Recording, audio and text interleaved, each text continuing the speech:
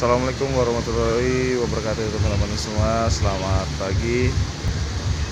Jumpa lagi di channel saya di Rifat Vlog. Pagi ini kita sudah di kantor perwakilan Rosalia Indah lagi ya. Hari ini Minggu tanggal 17 Oktober. Ini ada 3 bus yang siap berangkat ya, dan nanti yang satu busnya lagi menyusul. Nah, kemungkinan yang satunya itu bakal TikTok nih.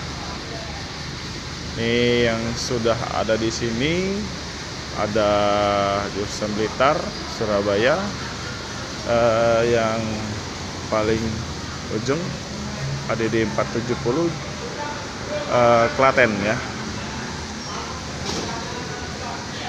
Ini lagi pembersihan teman-teman ya, pembersihan dan pengecekan rem ya, dan lampu-lampu ya belakang. Oke, saksikan terus teman-teman ya, Cikidot.